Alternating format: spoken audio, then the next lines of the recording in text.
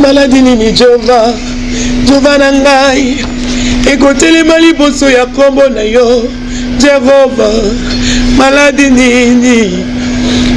nini ekotelemela yo yaya na ngai, yango pasi nini papa na ngai ekotelemela yo yaya na ngai, adversité nini yango papa na ngai ekotele. Denis les saison tout bela à se repentir liboso ya caméra na peuple asengi baninga na epe batika biloko wana bala na nzela na ye eza ba biloko Denis les ye moko bana ko sala okoma na koyoka ye koloba ko confirmer ko affirmer makambo oyo kazo loba alobi non nazoba makambo je suis sérieux molimo ya ikobo basi ebele bilinga linga komela masanga ba faux miracle de kosenga na baninga ke batikango. Donc Denis les akutubeli liboso caméra ça il y a par rapport il y a propos au prophète Denis les Satenaki ngamoko personnellement na landa ki yango et naeba ki ko suturer certains points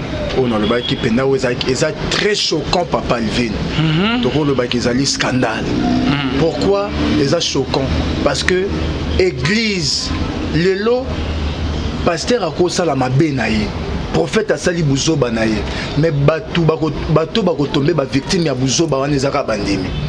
Alors le peuple de Dieu ba komi ko subir buzoba, ba komi ko bima ba victime ya makambo ba ebiata mutu na makolo na ngote. Alors j'étais choqué makasi na ba propos ya Denis Lesina.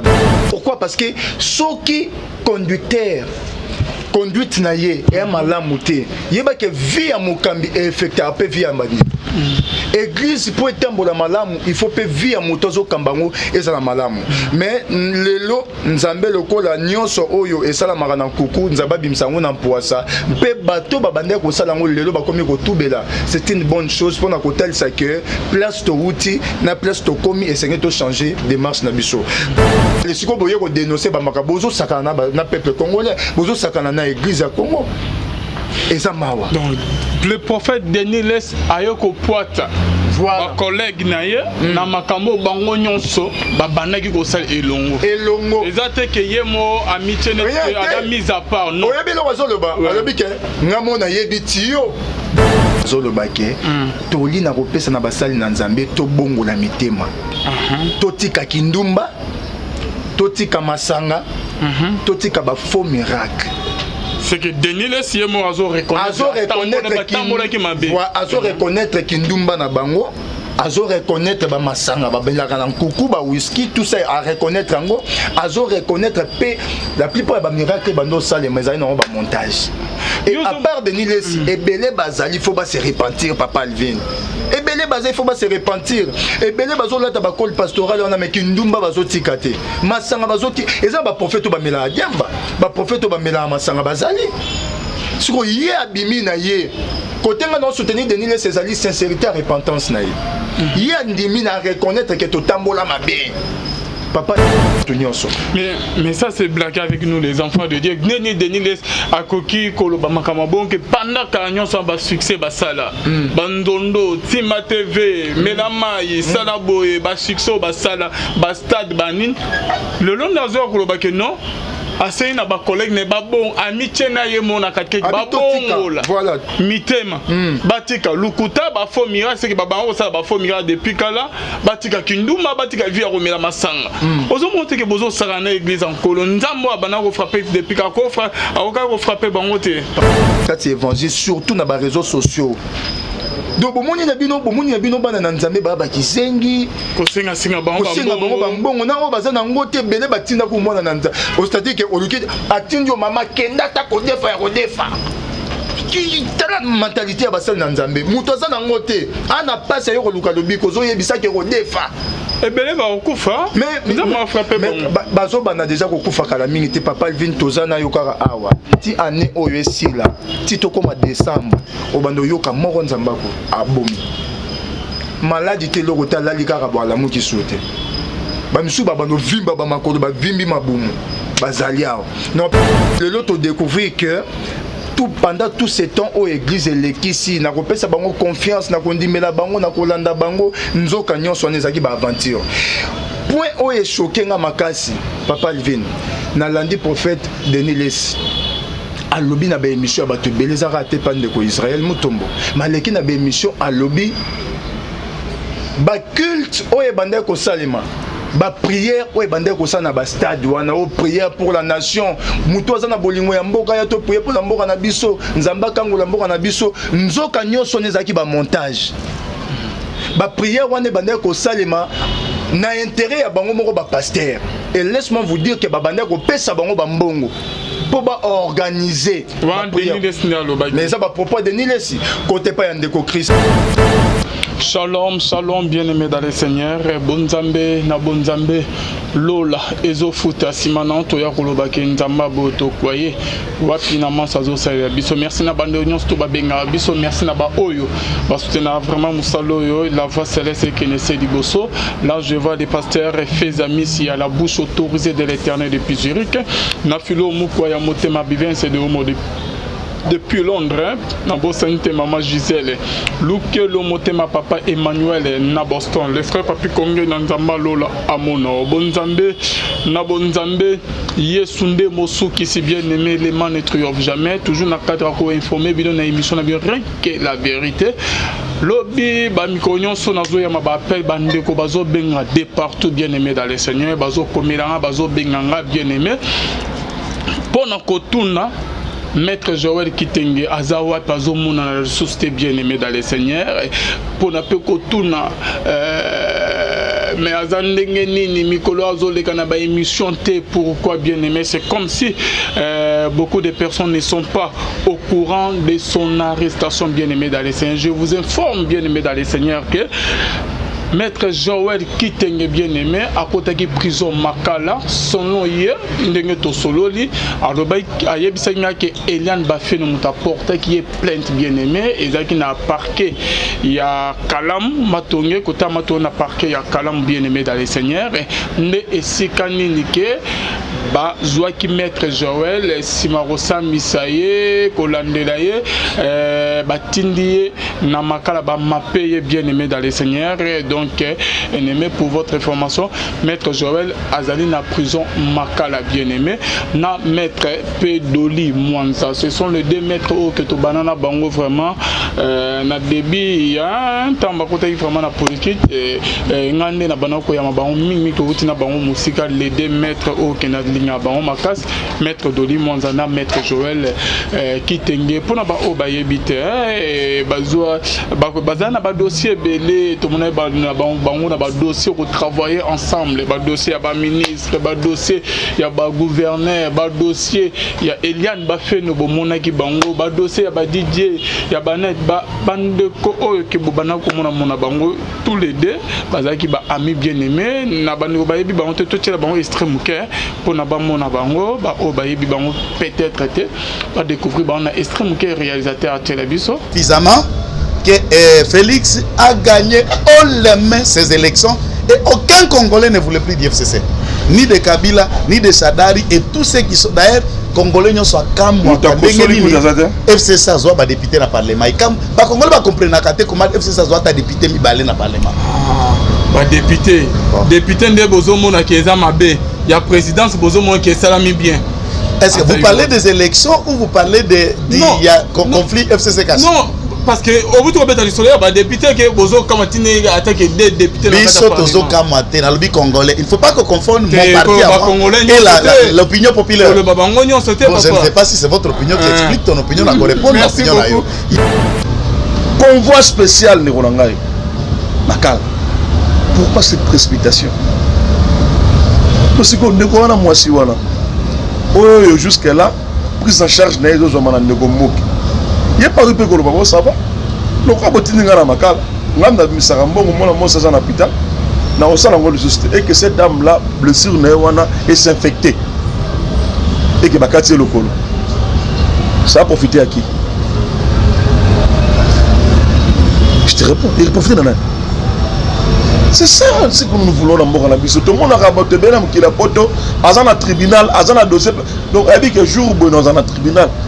Il va répondre à Prazongi.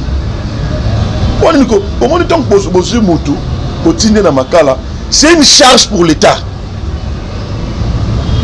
bilei wana prise en charge à Moutouana maladie nae, ça pouvait donc l'État pouvait s'en servir pour autre chose. Mais on peut sous l'État sous Moussala du sous abanda ko laisse Moutouana na okengela ye. Et ça va dépassement tout ça la poste la montée. Le peuple n'a pas besoin de tout ça. So kelo na makala oh mutasali makala donc mutakoma na makala on se comme na makala. Lorsque on fait des toilettages, il y a une inspection. Net pour ma part. Je me suis toujours posé la question, mais je ne voulais pas presser le président de la République. Pourquoi il garde encore M. Bena Luamba, na Cour constitutionnelle, M. Flori Kabang Numbi, na Parquet général de la République, et qui toque na Cour de cassation?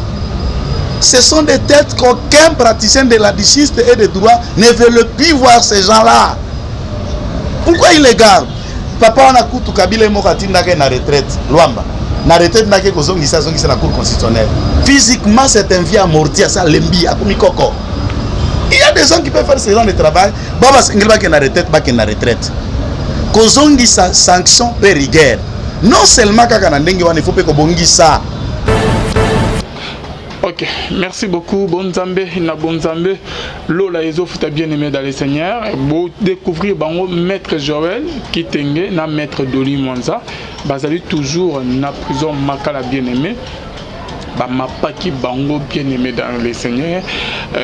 Bachaki Bango, Maboko, Bakeye, ma parquet et Bakoti, Makala bien aimé dans les seigneurs. Et je crois bien que ce qui nous a masungi, Bakobimana Bango, Namiaka n'a informé na bande Onabiso, Babenga Rabiso, Bakomera Rabiso, en tout moment, Bazawa, Bibakena, Bamon, Bazala, Baleka, du c'était pourquoi Bobé, Bana ou comment non.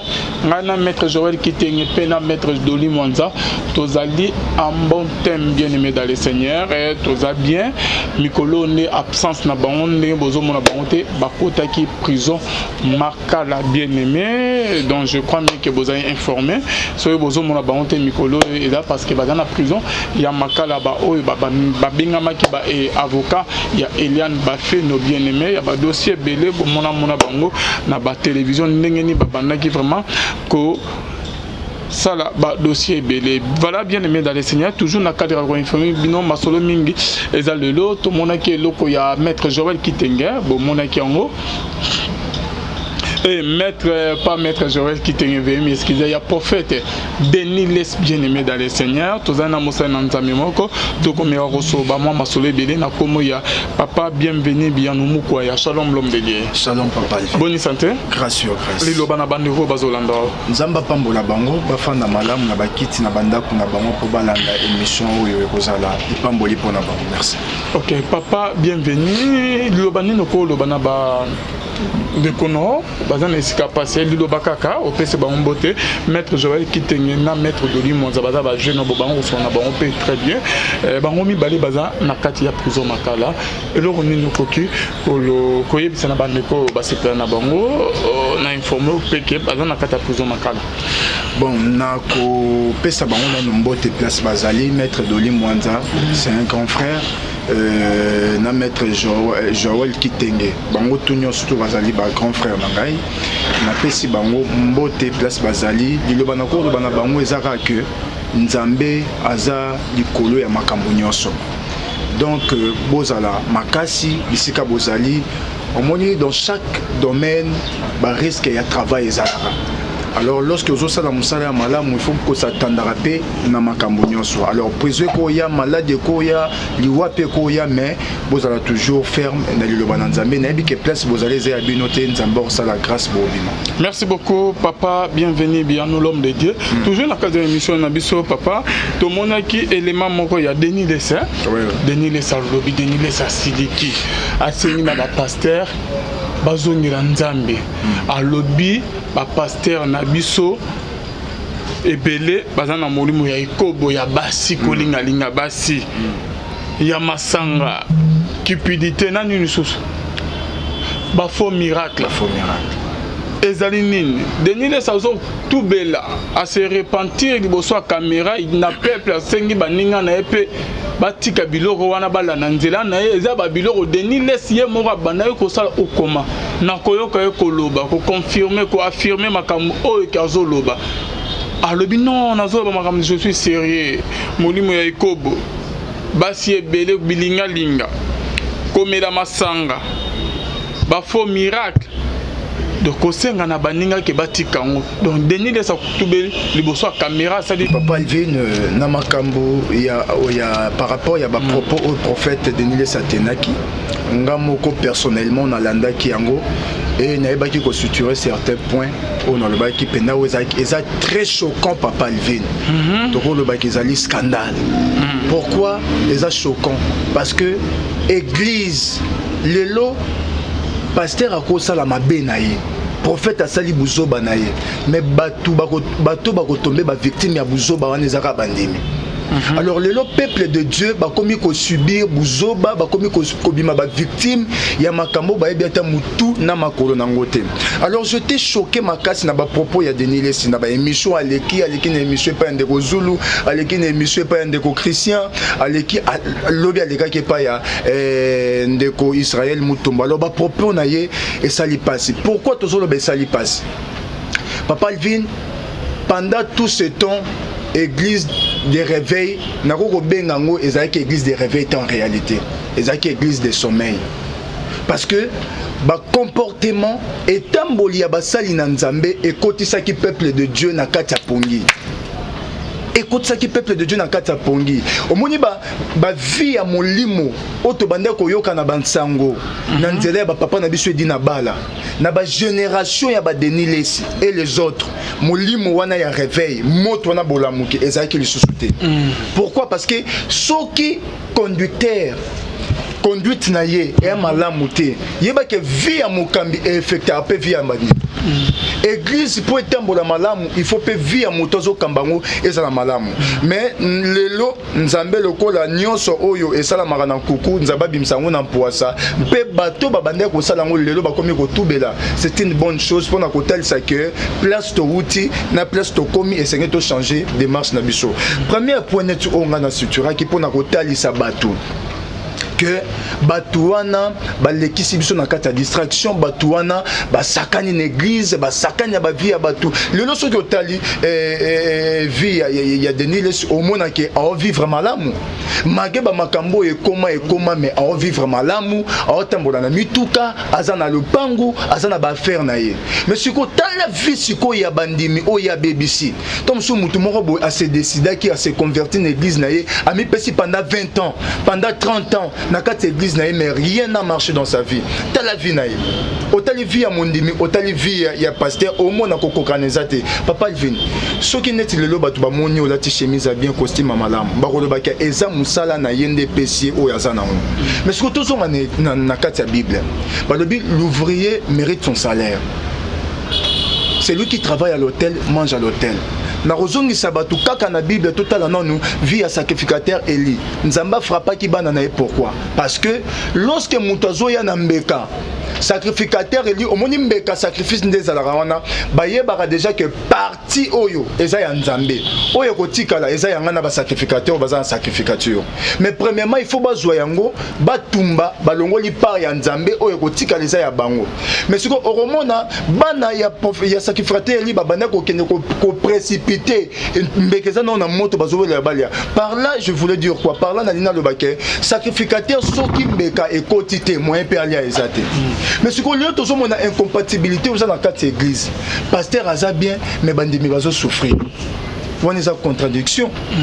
Or yeso qui aza bien il faut automatiquement église pèse à la malamu mais le lot découvrir que tout pendant tout ce temps où église elekisi na kopesa bango confiance na kondimela bango na kolanda bango nzoka nyonso nezaki ba aventure point où est choqué nga makasi Papa Alvin na landi prophète Denis Lesi a lobby na ba émission ba to beleza raté pande ko Israël Mutombo maleki na ba émission a lobby ba culte où est bande ko salima ba prière o ebande ko sana ba stade wana o prière pour la nation muto azana bolingo ya mboka ya to prière pour la mboka na biso nzamba kango la mboka na biso nzoka nyoso nezaki ba montage ba prière wana ebande ko salima na intérêt ya bango moko ba pasteur et laisse-moi vous dire que ba bande ko pesa bango ba mbongo pour organiser. Mais ça va propos de Nilesi. Côté pas Yandeko Christian, au Romona lobby, on a des rosous à lobby yango. À lobby qui y a Zombongo, à lobby qui s'est mis à Zombongo, à lobby Barout à Zombongo. Nazo Bandela Kaka au Deniles à lobby na émission. Cela prouve que Batu Bazolongwa et pas na bango babino, to kende, to prier pour Namboka na biso. Nzoka bango bakambi. Baza ko sala yango pona amour ya peuple congolais mais bazo sala yango pona ba intérêt ya ba mbongo ya ba poche na bango. Ya ba poche na bango. Yango na lingi na pesa verset moko papa Alvin oyo ko sunga biso to développer moi mala molia ko loba boye. Mais tous à la basé sur la parole de Dieu. Bible lobby na Romains chapitre 16 le verset 19. Tobani na verset 12. Car de tels hommes ne servent point Christ notre Seigneur, mais leur propre ventre, et par des paroles douces et flatteuses, il séduit les cœurs des simples.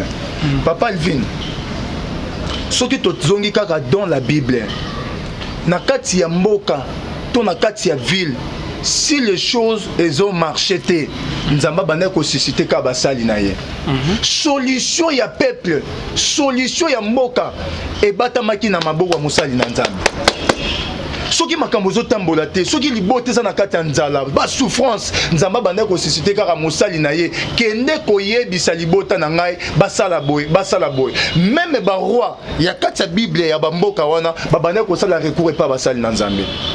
Alors oyo salama ki pe na mboka na biso ezelo kwa sikate e banda na Bible. Nzamba moni ke pona délivrance ya Congo, liberté ya Congo, azui basali na ye a pesa a pusanisi bango pa ya mokonzi mboka. Mais songa na lobaka eloko moko. Lorsque Badenilesi et les autres ba pusana ki pembeni ya Kabila, ezaki pona intérêt ya délivrance ya Congo, to ezaki pona intérêt ya mabumu na bango. Parce que lorsque Nzamba permet ton sous prophète à la pembeni en roi, eza un non prophète à l'orienté par le roi, mais eza pour roi à l'orienté par les prophètes. Pour mboka kende liboso. Mais bango ba mi benga ki ba prophète des nations. Bazalaki ba accompagner ki Kabila na mandat na ye nyonso. Mais eloko nini présence na bango et sala ki na kati mboka pembeni ya mokonza mboka. Rien du tout. Bazaki na po bazwa bambongo, bazaki na kaka pona ba poche na bango, pona mabumu na bango, pona ba famille na bango, mais batala ki pasi ya peuple congolais. Le lo soki batu batelemi balobi ke Kabila bomimboka o, elongo pe na église ya Congo bomimboka oyo. Elongo pe na basali na Nzambe ba bomimboka oyo. Parce que na mboka na biso toza na ba michete. Ba miché bazali bato ya vérité. Bazali bato yo, même roi yemo roi yebi ke muto ya lingaka ba blague te. Biso toza na posa to ka oyo ko sepesa matoi na biso. Mais muto yo alobaka ne vérité. Akoloba makamute pona ko sepelisa biso. Monsieur baloba face à face na roi boy. Mais pona nini te na kana bango. Soki ke Kabila bomamboka o. Bon, bino bo constater que pendant 18 ans bomamboka o. Bino basali na Nzambe. Bozaki pembe na Kabila. Bosala ki nini? Bo orienter ki Kabila na nini? C'est que soki batengi bato babomimboka o na Kabila na ba pasteur bango pe babomimboka oyo. Alors lelo ba révéler biso ke nsoka babande ko sala ba avanti papa imaginez-vous na mbula we betama na stade wana. Prière o salama ki wana. Ke yo ye o poli o ye na costume na yo poli. Ba maman mususu to mususu alongwe kingabwa alongwe ntele kuna lobite na kena prier pour na mboka na ngato mususu nzamba ko yoka mawa. Alongola biso na vie ya matembele. Alongola biso na vie ya lipeka uka. Mais maman na ye nzoka nde ba manipuler na bango. Mais ba sali onka pour na ba propre intérêt na bango. Eza passé. En plus on remona que en réalité, dans cette église, tout ça na ba homme de Dieu, tout ça na ba homme d'affaires. C'est-à-dire bateau baye dans cette église pour na ko exploiter bandimi pour bango bazala enrichi. En réalité, ça bongo. Le long démarche ya évêque Mukuna. Eza eloko ya robo ya te papa Alvin, eza eloko ya robete la maboko, ya ko féliciter, eza eloko ya malamu. Mais moi la seule question oyeye la kangai. Pendant 18 ans, bo accompagner ki Kabila, bo remarquer ki makambo mabe. Pona nini te bo leba ki ko dénoncer ngo avant? Pona nini bo leba ki ko dénoncer ngo avant? mais exactement Kabila longwe régime na ye leki ndenge siko bozu conscience mais après avoir kozwa bambongo Denis Lessa lobby ba mukuna bazwa ba 100 000 na émission ya lobby ya ndeko Israël Mutombo Kota mukuna zo ba 100 000 mais bozeli nanu bon piller pour Kabila il n'est pas le seul à piller mboka oyo mais elongo na bassin na Nzambe pe ba piller ensemble tout le babongo donc bozeli nanu bo piller mboka allez régime na bino esili pendant 18 ans allez siko boye ko dénoncer ba makabozo sakana na peuple congolais bozo sakana na église ya Congo. Et ça mawa. Donc le prophète Denis Less ayoko poata. Voilà. Collègue naye na makambo bango nyonso ba banaki ko sal elongo. Ezate ke yemo amitié net a mise à part non. Oyebi lo wazolo ba. Alobi ke ngamo na yebi tiyo. Ngande nazaki coordonnateur ya makambo wana. Ndenge mbongo zo bande zo bimezo kende bo distribution zo sales bangai. Nazaki choqué kota atangi bakombo batu misusu atangi kombo atangi nalobi bien atangi kombo ya pasteur Barouti j'étais choqué devant la télé atangi kombo ya Kizamina nazaki choqué kombo mukuna lobi kombo atangi koto mukuna azo 100 000 azo bambongo ebele mais lelo siko évêque patriotique yé mais siko pendant 18 ans na yozaki wapi oui, non, démarche, non, c'est ça malam. Même Martin Luther King, à Sala Yango, Moutaye Baka Kokango l'appelle Martin Luther King, la liberté, il y a noir dans les États-Unis, et ça grâce à Martin Luther King. Mais si yo depuis Kalaba, Martin Luther King, Sala Lituana, pendant que opposition, régime morobo est difficile, les alliés, on Sala. Martin Luther King a sacrifié Vinaye.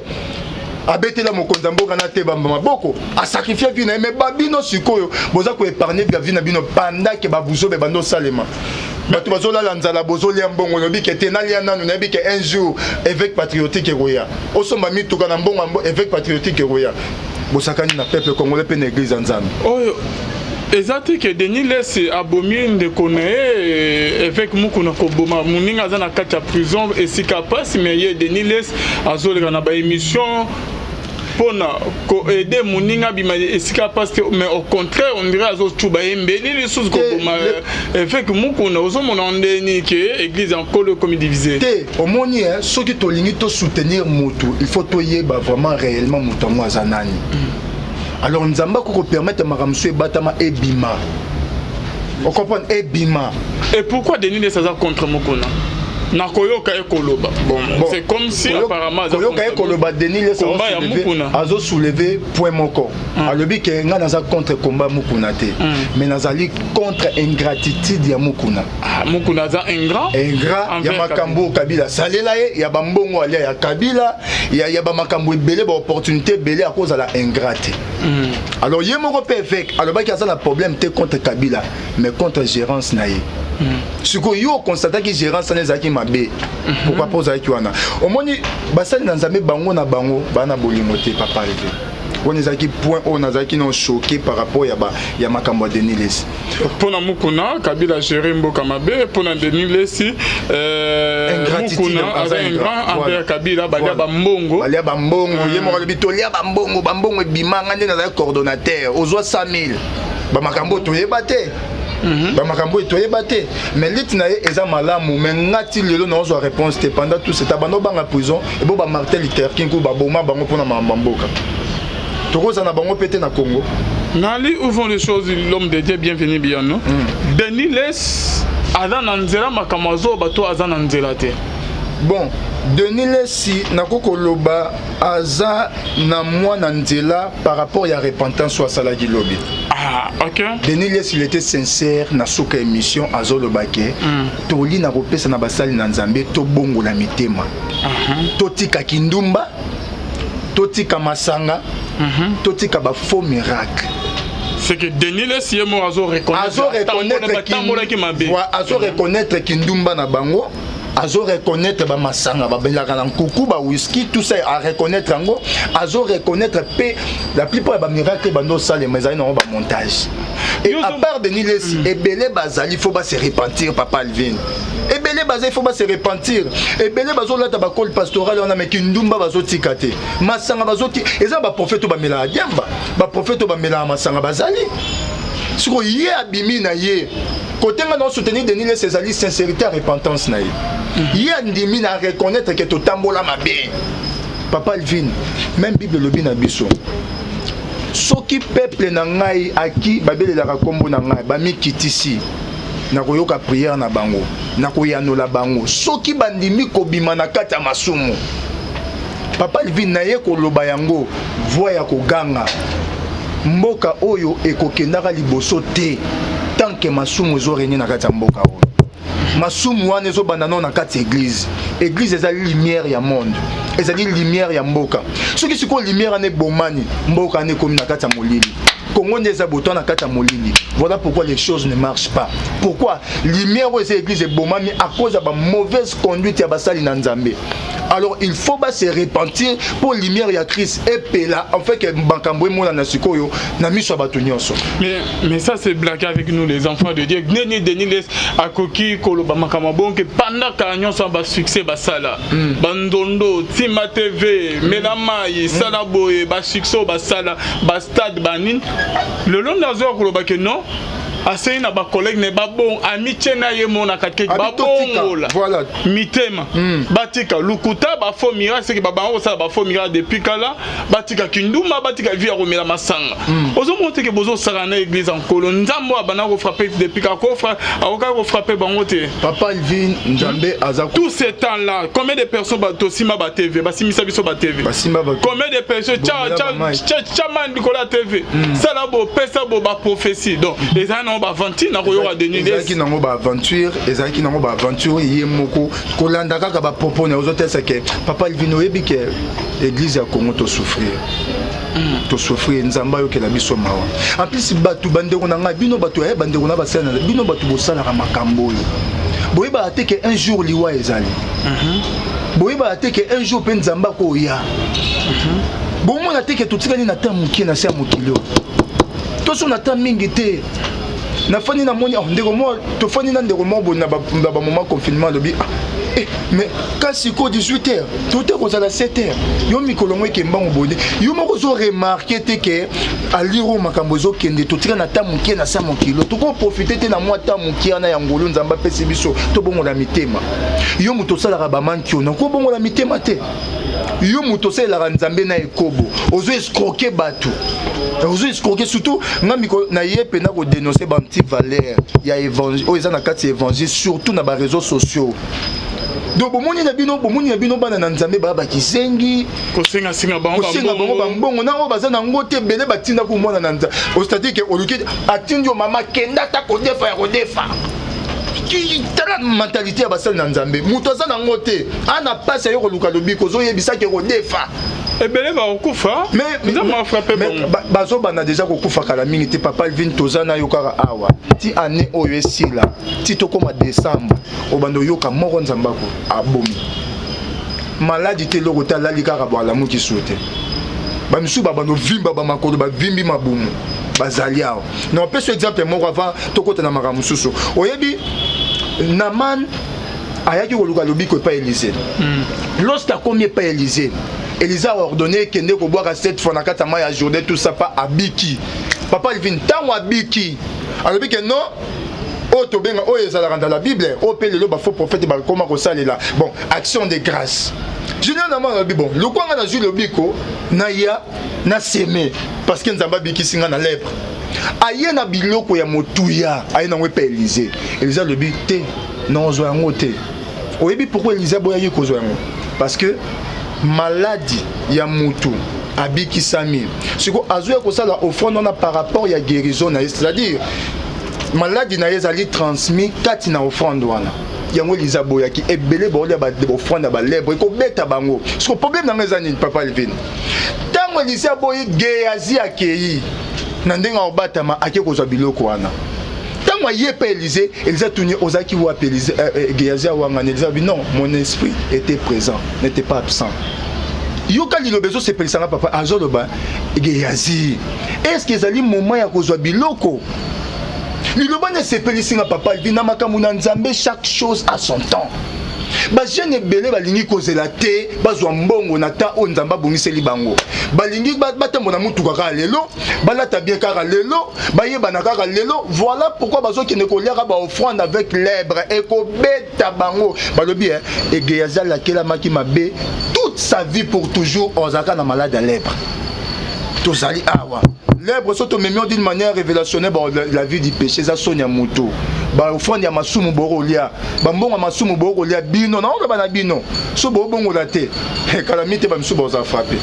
Ba pasteur ba komi na molimo cupidité makaso moni pasteur azo senga mama tina na mboto sala prière. Oh mama tina bona prière lo salo offrande lukuta moyi bien aimé dans le Seigneur. Ya onde ebele misusu nyonso te mais misusu bien aimé na bengana bango na ke batika roleka na la voix céleste nzela lola te du kolo ya cupidité. Bengana bango misusu. Ebele ba na longola bango là je le dis devant la caméra. Ba pasteur musu na longola bango na la voix céleste. Botika la komona bango lisusu te. Ba da nyonso te. Hein, Yamala Mbazali, baleka na la voix céleste.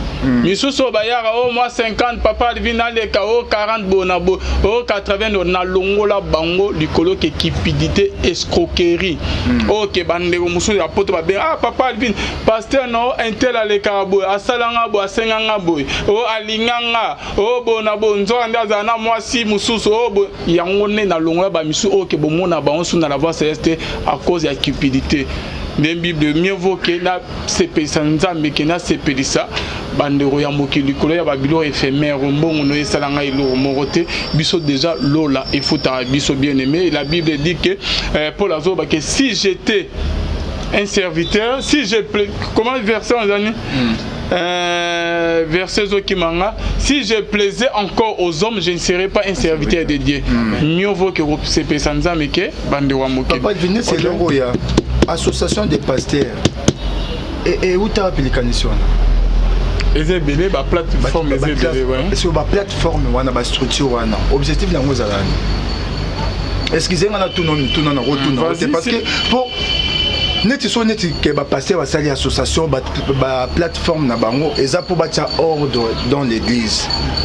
Mais ce on dirait que la plateforme na bangwana et comment qu'on me demande ba désordre na kati église lobe salenga passe papa Alvin batuni ndeko denile simutuna balobi ke ndeko na bino évêque asa na kati ya boloko démarche nini bino église bo sala webi réponse na ye abi ke boté évêque asa na structure na biso mais président ya structure na biso azarate akangami na mboka libanda pona makamba ko na donc moyen to agir ezate donc ndeko na kati ya pasi pour ça la démarche à bima moyen pour ça la moins zate pour temps mususu papa kizami nazali banda mboka eza vraiment pas c'est papa Alvin et na éviter ce qui mboka auto zo ki wa surtout église ezo kende wa pipe ba plateforme wana e banda ko sala makaka na objectif moko ya keso bazana posa ya mbongo ko organiser ba séminaire ba campagne et na ndenge ya l'état na gouvernement et soutenir bango pour na mbongo objectif na bango ya ngwana ba plateforme wana ezaki te ke o kuna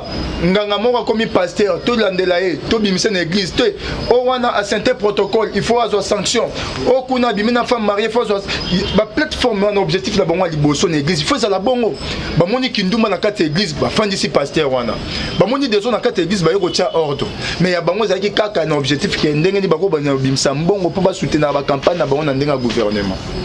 Merci beaucoup l'homme de Dieu, bienvenue Mukwaya, merci na bande réunion sur bazolanda biso, bonzambe na bonzambe lola ezofuta yesu nde musuki silema ne triomphe jamais, simana onto ya kolobaki nzamba boto kwayo. L'homme de Dieu et oza na iloko robakisa par rapport à ce jour avant que na tikelo. Bon, et loko na ko robakisa par rapport à ce sujet oyo ezake ba tango komi mabe. Moment où ezali moment na biso ya ko se repentir. Et loko ezali pasi ezake bato bazo continuer na kati ya incrédulité. Bazo bosa na ke tala. Jour anniversaire no roye ba moi tom so pour programmer jour robala, tom so jour voyager et tout. Mais mukolo yeso roya yebanité. Toko za petom so a quitter biso pas sur prendre biso en pleine émission bo enlever notre commande de bakenai. Alors to yebité au lieu tout boya tous à la surprise na kati ya mabe. Alors tout se repentir, basala nzambe tout se repentir na ndenga solo. kindumba tobwaka, ekobo tobwaka, lokuta tobwaka, escroquerie tobwaka, masanga tobwaka, tondimela nzambe pe tosala na ninga bosolo, rien que pour sa gloire. Merci beaucoup l'homme de Dieu. Je crois que ce numéro non kaminte numéro ya l'homme de Dieu. Bienvenue bien nous ko ya wana sina komi. Poko komila ko kotana ya kuta ko poser ba question peut-être au kebi se poser ya on a émission à te beaucoup komila l'homme de Dieu n'a que le moment au solo na bana ya nzambe pendant 10 minutes moi exhortation et ça la bien pour ça les prières. Merci beaucoup papa Alvin. Encore une fois shalom. Na lingi na pesa moi lumière par rapport il y a verset mon linga na mutu 1 Timothée chapitre 3 le verset 1er, la Bible nous dit cette parole est certaine, si quelqu'un aspire à la charge d'évêque, il désire une œuvre excellente. Tosukiwana, bien-aimé dans le Seigneur, la vie chrétienne est la vie moko, il y a simplicité.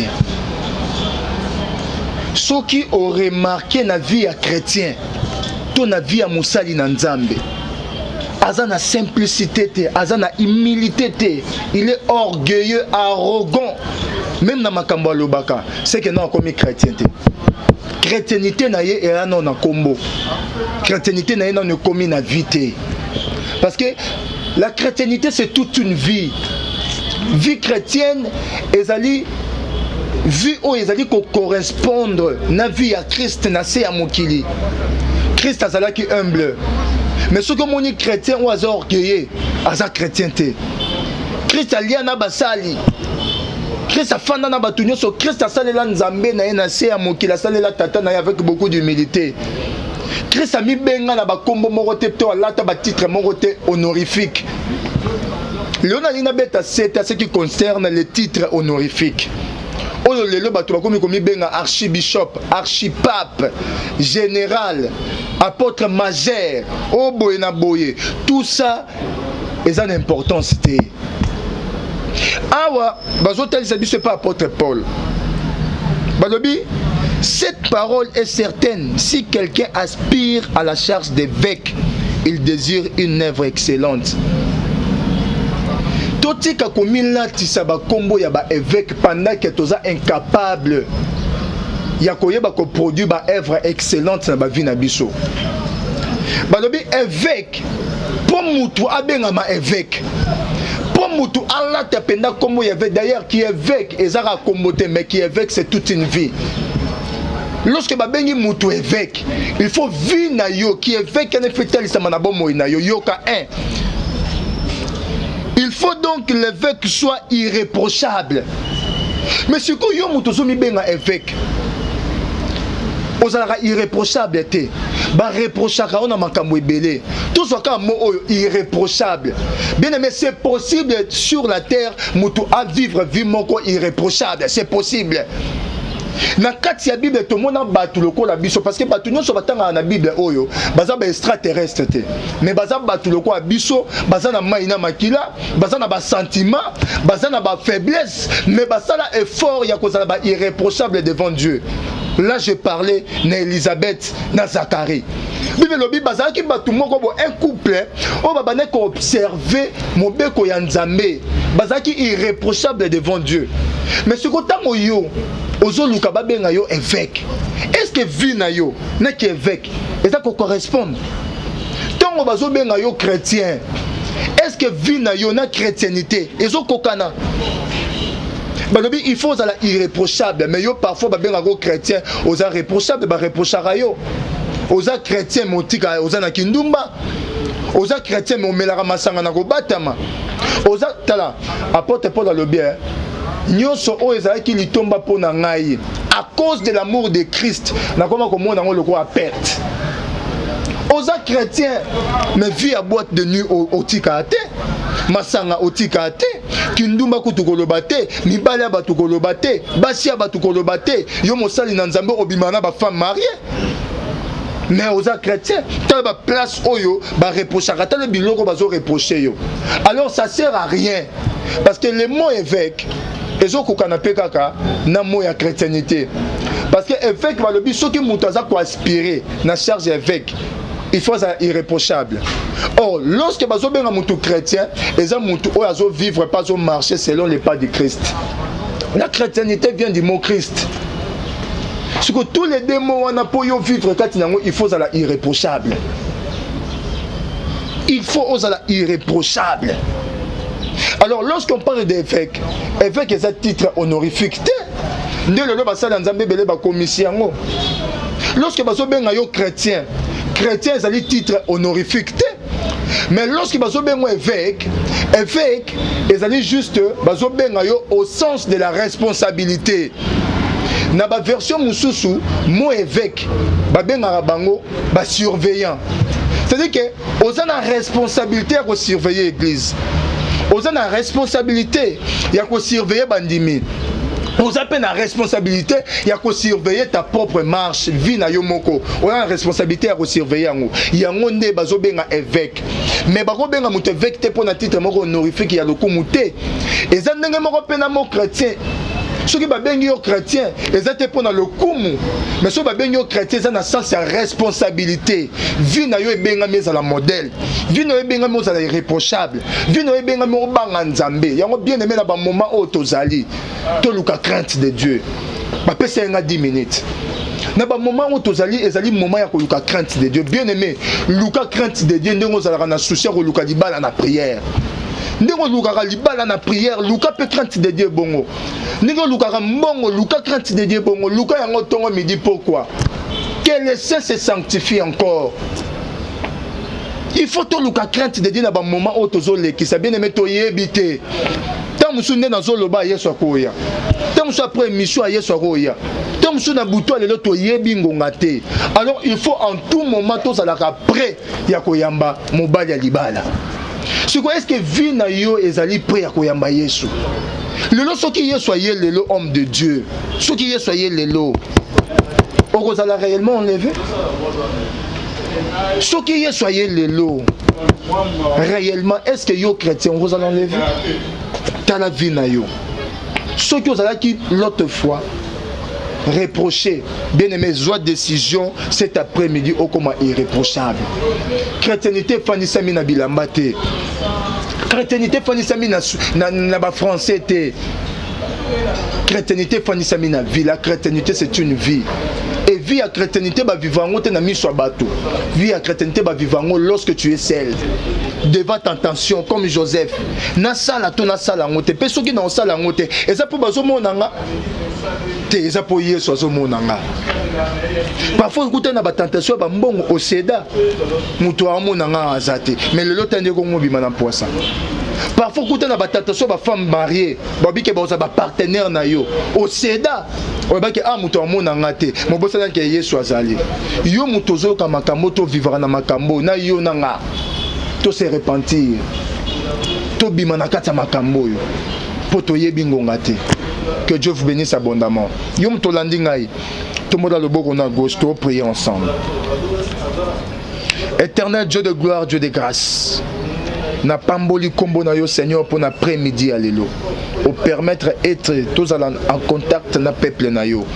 Tikete motonyos o ya landi biso na après-midi alléluia. Seigneur visitez ye. Tous en makasité Seigneur. To koki ko sala eloko te soki yo sungi biso te. Alors sunga biso to bimana kati ya mabe. To lingi sou te to la reprocher. Mais to lingi conduite na biso maloba na biso ezala irréprochable. Seigneur to lingi pesa biso makoki ya kokota na bomo ya sika. O to ko pesa ba o ba yebi yo te gu ya koyeba yo. Sunga biso pesa biso makasi. Tango na biso na minyololo ya kindumba, na minyololo ya ekobo, na minyololo ya masumu, na minyololo ya mabe, on fait que toyeba ko se conformer na liloba na yo pe na yo. Au nom de Jésus-Christ, nous t'avons ainsi prié. Amen. Que Dieu vous bénisse abondamment. C'est votre humble serviteur, le frère. Bienvenue Biyano Mukwaya. Que Dieu vous bénisse abondamment. Penzamba Pambola, la voix céleste Mobimba, Apambola, Arnaud de Kamande, Nasima Caméra, l'assistance Nayepe, na John Kamande, Maboko Bende. Que Dieu vous bénisse abondamment, ainsi que Papa Alvin. Nabatunyon so ba soutenir Rabiso. Nzamba Pambola Beno. Bye bye.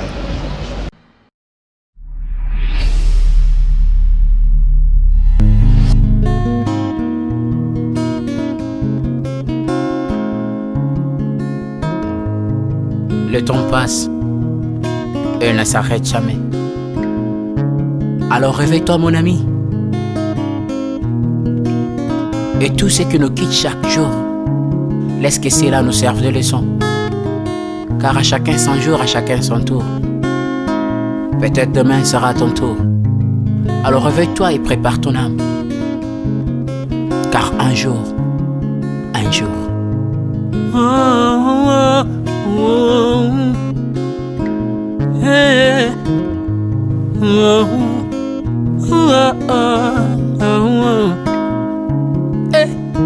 Le temps passe, le jour s'envole, s'en va si vite sans laisser de traces. Hey. Comment faire pour l'arrêter, car il nous amène vers le jour de départ. Yeah. Tout s'effort avant nous, n'ont pu l'arrêter.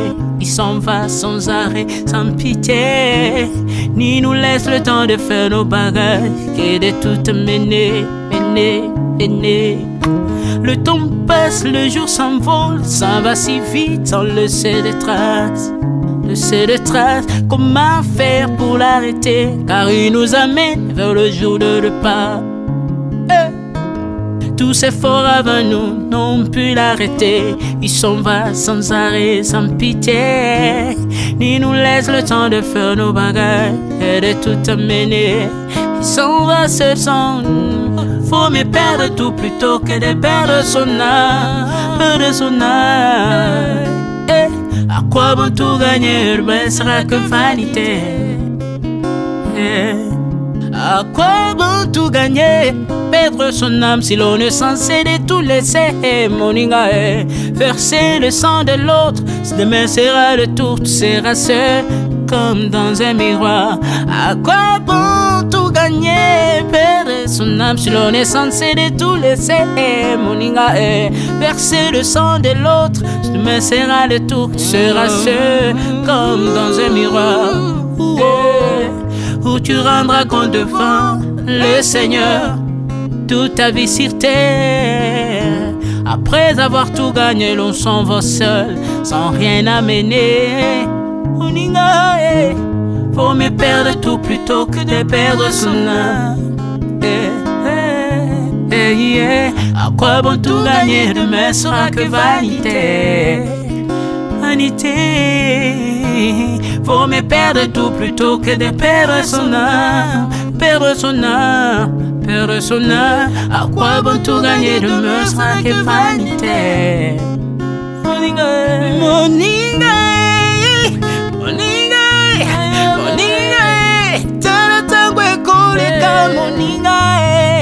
Moninga, tala bato bako kende. Kosala lolendo na mokili okanisi mokili yango yayo, etala bato bakoleka. Tango ekomema ngai, tango ekomema, tango ekotika moto te. Bakulutu bayakala basi bakende, moninga tala tango ekomema. Papi Charles Mombaya si akenda kala. Otango eza komema. Ya Marie si akenda ye misa mungolo we. Tala tango ebebi ye o. Papa de baba si akenda kala. Tango eza koleka. Ale moloto we si akenda kala. Tango eza koleka. Ata mobutu sesese kokukungwendo wazabanga asi akenda kala. Tango eza koleka. Mzee Laurent Désiré Kabila akenda kala. Tango eza koleka.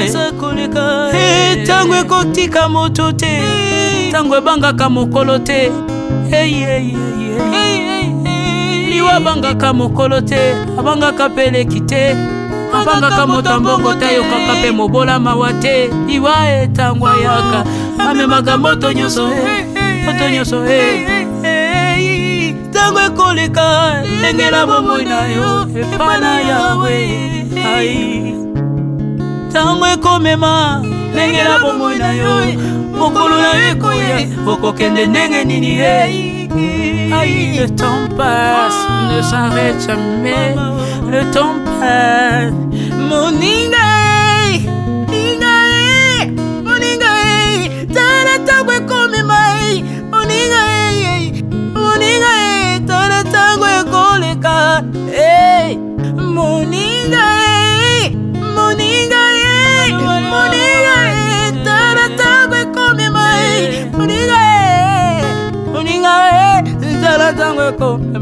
tango ekotika moto te engela bomoi na yo tala bato bakokende osala ndenge nini ye okotikala ebende te okotikala ebende.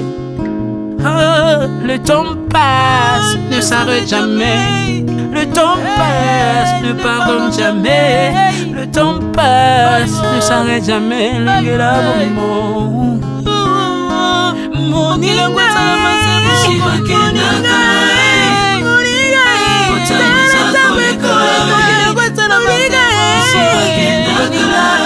Tala tango kolika no.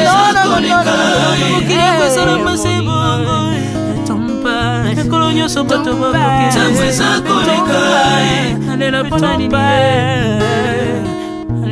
nalela pona nini tangwe zako lekai ai tangwe zako lekai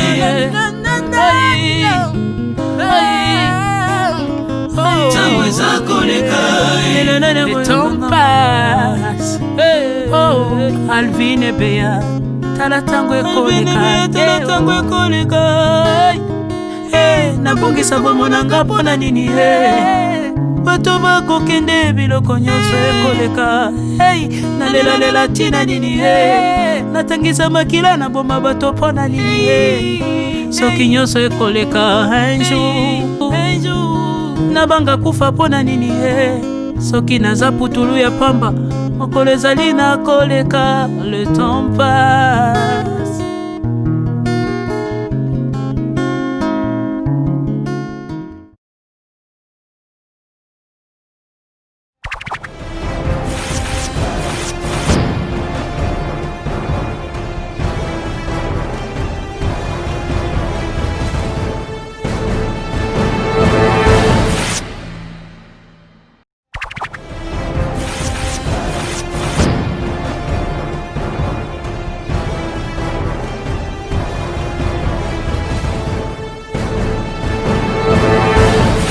Maladi nini Jehova na ngai ekotelema liboso ya kombo na yo Jehova. Maladi nini ekotelemela yo yaya na ngai yango pasi nini papa na ngai ekotelemela yo yaya na ngai adversité nini yango papa na ngai ekotelemela yo yaya na ngai.